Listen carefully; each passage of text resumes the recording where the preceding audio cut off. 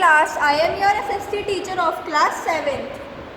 Today we will start new chapter of history, which is chapter number 3, the Sultanate period, on page number 64. Open page 64. Yes, now start the reading plus explanation of this chapter. The Delhi Sultanate was a Delhi-based Muslim kingdom that spread over large regions of the Indian subcontinent for 320 years. ये जो दिल्ली सल्तनत है, दिल्ली सल्तनत मतलब जो दिल्ली की kingdom है वो किस पे बेस्ड थी? पूरी दिल्ली पे ही थी। और वहाँ उसमें क्या था? मुस्लिम्स बेस्ड थी वो किंगडम, और जो कि इंडिया के अलग अलग सब कॉन्टिनेंट में फैल गई थी। द दिल्ली सल्तनत was subsequently ruled by the 5 dynasties. जो दिल्ली सल्तनत थी वो 5 डायनेस्टीज से रूल होती थी, which is Mamluk dynasty, Khalji dynasty, Tughlaq dynasty, Sayyid dynasty and Afghan Lodhi dynasty. ये पाँचों डायनेस्टीज से दिल्ली सल्तनत जो थी वो रूल होती थी। द पीरियड फ्रॉम 1206 to 15, ये जो पीरियड है इस पीरियड को हम क्या कहते हैं? दिल्ली सल्तनत period. Finding out about the Delhi सल्तनत। अब जो दिल्ली सल्तनत के बारे में हमें चीज़ें पता करें उसके बारे में पढ़ते हैं। तो under the Delhi sultans Persian was the official language. Delhi sultans के बीच क्या था? पर्शियन है वो, जो कि एक लैंग्वेज है वो की ऑफिशियल लैंग्वेज थी। मतलब सब लोग वहाँ ऑफिशियल लैंग्वेज ही थी, सब लोग वहाँ पर्शियन ही बोलते थे। Whatever information we get is provided through inscription। जो भी हमें इंफॉर्मेशन मिली है दिल्ली सल्तनत के, उस वक्त क्या था? कॉइन्स के थ्रू मिली। आर्किटेक्चर मतलब जो लोगों ने जो इंफॉर्मेशन खोदी और जो इंस्क्रिप्शंस मिले, मैन्युस्क्रिप्ट्स वगैरह मिले, उससे दिल्ली सल्तनत सुल्तान्स के बारे में पता चली, जो कि एक बहुत ही ज़्यादा वैल्यूएबल पार्ट है हिस्ट्री का। जैसे हम क्या कहते हैं? तारीख तो सिंगुलर में कहते हैं, तवारीख प्लूरल में कहते हैं। ओके, अब ये हु रोट तारीख एंड तवारीख, हमें किसने लिखी है तारीख और तवारीख? हमने पढ़ तो लिया। Now the authors of tawarikh were learned men, secretaries, administrators, poets and courtiers. जो ऑथर्स थे किसके? तवारीफ के, वो कहाँ से, उन्होंने कैसे किया? लोगों से सीखा, सेक्रेटरीज से, ये सब इन लोगों से उन्होंने सीखा। वो बोथ रिकाउंटेड इवेंट्स, जो कि इवेंट्स को देखते थे और रूलर्स को एडवाइस करते थे कि हमें ऐसी गवर्नमेंट वगैरह करनी चाहिए। Now keeping the following additional details in mind. अब हम माइंड में क्या डिटेल्स रख सकते हैं उनके बारे में वो पढ़ते हैं। तो पहला है the authors of tawarikh lived in cities and hardly ever in villages. जो ऑथर्स हैं तवारीख के, वो कहाँ रहते थे? सिटीज़ में रहते थे और फिर विलेज, और बहुत ही कम, मोस्टली जो थे सिटीज़ में रहते थे, लेकिन कुछ विलेजेस में भी रहते थे। They often wrote their histories for sultans in the hope of rich rewards. वो क्या करते थे? वो जो हिस्ट्रीज लिखते थे किसकी? सुल्तान्स की लिखते थे, जिससे कि हमें कुछ पता चल सके। These authors advise rulers on the need to preserve an ideal social order based on birthright and gender distinctions। वो ऑथर्स क्या एडवाइस करते थे? रूलर्स को एडवाइस करते थे, उनकी नीड और प्रिजर्व करते थे सोशल ऑर्डर, मतलब जिससे कि जो गवर्नमेंट है वो अच्छी बन सके, कोई दिक्कत ना हो। Their ideas were not share bye anyone. सिर्फ जो उनके आइडियाज़ थे वो हर किसी से शेयर नहीं होते थे। किसके? तवारीफ ये सब के। ठीक है। Now the Mamluk dynasty. अब हम किसके बारे में पढ़ेंगे? ममलुक डायनेस्टी के बारे में।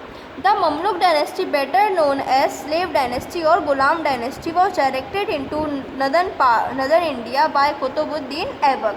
जो ममलुक डायनेस्टी है इसे हम क्या कह सकते हैं? स्लेव डायनेस्टी भी कह सकते हैं और गुलाम डायनेस्टी भी कह सकते हैं, क्योंकि ये किसके अंडर? ये गुलाम और स्लेव मतलब जो कि किसी के अंडर, मतलब नौकर करना।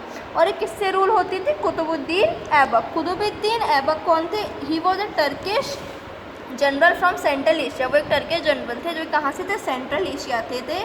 The slave dynasty to rule India Delhi. जो स्लेव डायनेस्टी ने कब रूल किया? 1206 से 1290 तक, ठीक है, उन्होंने इतना रूल किया। अबे Qutubuddin after death of Mohammad Ghori, Mohammad Ghori के बाद कुतुबुद्दीन कौन बन गए? दिल्ली के सुल्तान बन गए। और ही was the first independent Muslim ruler, और वो क्या थे? पहले इंडिपेंडेंट मुस्लिम रूलर, मतलब उन्हें जो करना है वो करना है, उन्हें कोई रोकने टोकने वाला नहीं था। किससे? कुतुबुद्दीन ऐबक को। नाउ इटुटमिश सक्सीड कुतुबुद्दीन, जो इटमुश थे उन्होंने क्या किया? कुतुबुद्दीन को सक्सीड कर दिया, मतलब हरा दिया। He had to face many problems during his reign, उन्हें काफ़ी प्रॉब्लम सहनी पड़ी अपने रीजन के दौरान। He had to contain the Turkish nobles and also the local rulers, उन्हें क्या करना पड़ता था? सारे टर्किश नोबल्स को लाना पड़ता था और कुछ लोकल रूलर्स को लाना पड़ता था। Turkish nobles were one over by grants of lands, Turkish nobles थे वो किसके साथ थे? कैसे जीतते थे? जो लैंड से अपना ग्रांट, मतलब कुछ पैसे वगैरह लेके वो जीत जाते थे। He won the confidence of many Rajput ruler, Turkish nobles थे, उन्होंने बहुत सारे राजपूत रूलर्स को क्या किया? अपना ये बताया कि हम कॉन्फिडेंस है और उनसे जीते। Some of them were defeated, और कुछ कुछ टर्किश रूलर्स हार भी गए। इटमुद्दीन was the first Turkish ruler, ये क्या है? टर्किश रूलर का नाम है इटुटमिश, जो कि क्या है? फर्स्ट टर्किश रूलर जिसने क्या इंट्रोड्यूस किया? कॉइन्स इंट्रोड्यूस किए with Arabic inscriptions. He completed the famous Qutub Minar that had been started, उन्होंने क्या किया? जब कुतुबुद्दीन ख़त्म मर गए तो उन्होंने जो कुतुब मीनार बन रहा था उसको क्या करा? उसको उसकी जो बिल्डिंग की जो मैन्युफैक्चरिंग थी वो भी उन्होंने कंटिन्यू कराई। ओके, ये है एम्पायर जो कि इटुटमिश के अंडर था। ये वाला पूरा जो ग्रीन कलर से कवर्ड है, ये किसके अंडर में था? इटुटमिश के अंडर में। Now Razia Sultan, who was she? The Delhi Sultanate is the era that enthroned one of the few female rulers in Islamic history. जो दिल्ली सल्तनत थे उसमें क्या थे? सारे मैन ही थे, लेकिन बहुत कम ही ज़्यादा फीमेल रूलर्स थी, जिसमें से एक थी रज़िया सुल्तान, जिन्होंने कब से रूल किया? 1236 से 1240, मतलब सिर्फ 4 साल। Razia Sultan was more able and qualified than all her brothers, Razia Sultan से अपने भाइयों से ज़्यादा पढ़ी, मतलब अच्छी थी, सहनशील थी, ज़्यादा अच्छी, मतलब ब्रेव थी। No noble was happy at her attempt to rule independently, जो भी नोबल्स थे वो कोई भी हैप्पी नहीं था कि अगर वो कोई रूलर बने। क्यों नहीं था? क्योंकि उस वक्त क्या था? सिर्फ मेंस को ही दिया जाता, वुमेन्स को कोई राइट नहीं था। She was remove from the throne, तो इसीलिए उन्होंने 1240 में उनसे क्या लिया गया? उनसे अपनी गद्दी छीन ली गई, क्योंकि किसी को मंजूरी नहीं था उनका कि वो रानी बने। Okay, no next is Nasiruddin Mohammad. Nasiruddin Mohammad कौन है? Nasiruddin Firoz Shah was the 8th sultan. ये कौन से थे? स्लेव, ये किसकी बात कर रहे हैं हम? Slave dynasty. तो स्लेव डायनेस्टी के 8th सुल्तान थे कौन? Nasiruddin Firoz Shah. He was the son of Nasiruddin Mohammad, और ये किसके बेटे थे? नासिरुद्दीन मोहम्मद, जो कि ख़त्म हो गए 1229 में। He was the youngest son of Shamsuddin, ये किसके सबसे छोटे बेटे थे? कौन? नासिरुद्दीन सबसे छोटे बेटे थे किसके? शमशुद्दीन के। जो इटुटमिश हमने पढ़ा उनका पूरा नाम क्या था? Shamsuddin इटमिश। He succeeded Alauddin Masood after chiefs replaced Masood when they felt that he began to behave as a tyrant. उन्होंने क्या किया? उन्होंने अलाउद्दीन को हरा दिया, अलाउद्दीन मासूद को, जबकि उन्हें लग रहा था कि जो मासूद में अब उन्हें कब्जा कर लेना चाहिए। और टायरेंट का मतलब क्या होता है? तानाशाह, ओके, जो कि भिड़ाता रहता है एक दूसरे को। Now Ghiyasuddin Balban. Ghiyasuddin Balban was the greatest and most powerful ruler of the slave dynasty. एक थे गियाजुद्दीन बलबन, ये भी बहुत बड़े और कौन थे? पावरफुल रूलर थे स्लेव डायनेस्टी के। He reorganize and strengthened his army, उन्होंने अपनी आर्मी फिर से बनाई और उसे मजबूत बनाया। He fought against the local rulers and defeated many of them, वो क्या है? लोकल रूलर से ही लड़े और काफ़ी उनमें से काफ़ी को उन्होंने हरा दिया। He also fortified the north western borders against Mongol raids, उन्होंने नॉर्थ वेस्टर्न बॉर्डर्स बनवा दिए। किसकी तरफ थे वो? Against Mongol raids. Balban made the sultans position supreme. जो बलबन ने कहा था, बलबन थे, उन्होंने जो सुल्तान्स की पोजीशन थी वो ऊपर ले आए थे, क्योंकि वो कौन थे? पावरफुल भी थे और ग्रेटेस्ट भी थे। He introduce the Persian custom of sijda और प्रोस्ट्रेशन बिफोर द सुल्तान। उन्होंने क्या करा? उन्होंने इंट्रोड्यूस किया पर्शियन कस्टम, मतलब जो पर्शियन में रिचुअल्स वगैरह होते हैं उन्हें इंट्रोड्यूस किया, जब से सुल्तान आए भी नहीं थे, उससे पहले से ही। The orthodox Muslims oppose this. लेकिन जो ऑर्थोडॉक्स मुस्लिम, ये भी मुस्लिम्स की कैटेगरी है, उन्होंने क्या किया? उसका विरोध किया इस चीज़ का। Balban was succeeded by very weak Kings. Balban बहुत वीक किंग्स के जीते भी थे, लेकिन इन 1945 the rule of slave dynasty ended.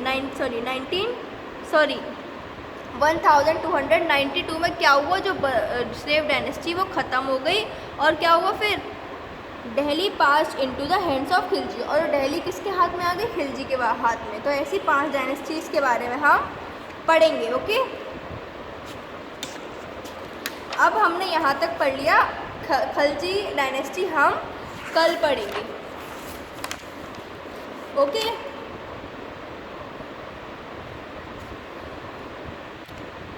या इसको कंप्लीट कर लेते हैं यहाँ तक, इस पेज को। ओके, द खिलजी डायनेस्टी और simply Khilji was the second dynasty to rule the Delhi Sultanat. जो खिलजी डायनेस्टी वो कौन सी थी? दूसरी डायनेस्टी थी जो कि दिल्ली पर रूल कर रही थी। This dynasty rule large parts of south Asia. इस डायनेस्टी ने ज़्यादातर जो साउथ एशिया का एशिया का साउथ पार्ट है उस पर ज़्यादा कब्जा किया। कब से, कहाँ से? 1290 से लेके 1390 तक, 20 तक।